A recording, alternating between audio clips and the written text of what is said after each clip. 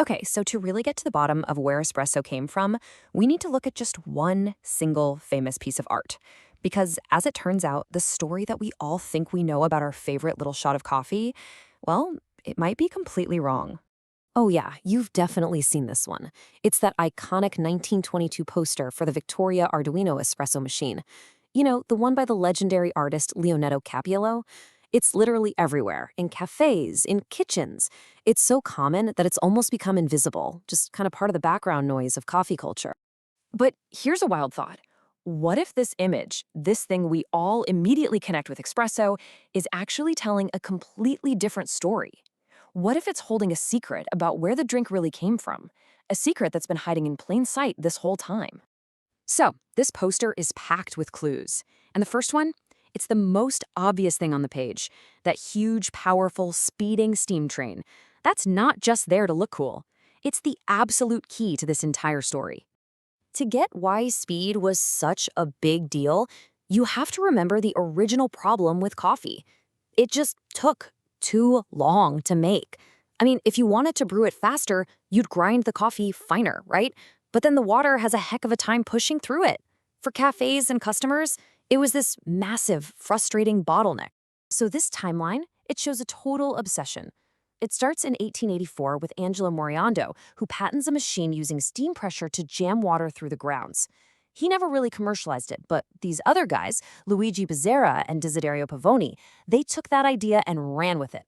By 1906, they're showing off their new machine at the Milan Fair.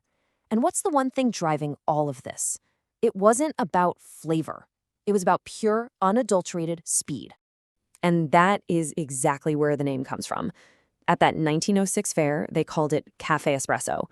It was the perfect word. It meant coffee that was expressed, pushed out from a machine. But the really crucial part of that definition, the part everyone there understood, was that it was done at an incredible speed.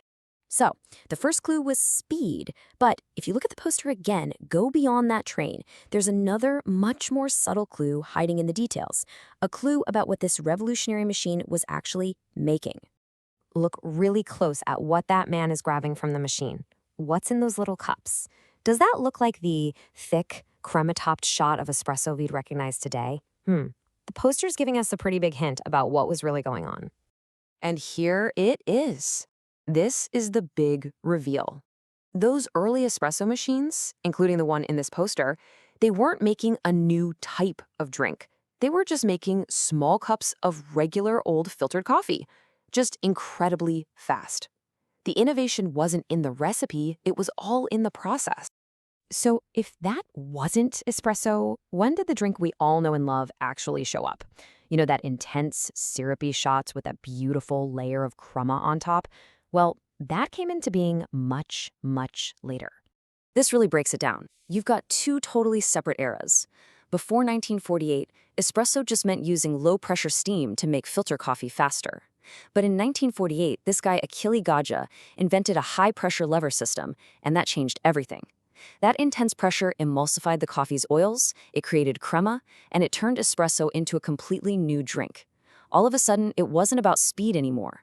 It was about creating something that had never existed before. All right, let's go back to that poster one last time. Now that we know its secrets, we can finally see the true story it's been trying to tell us all along.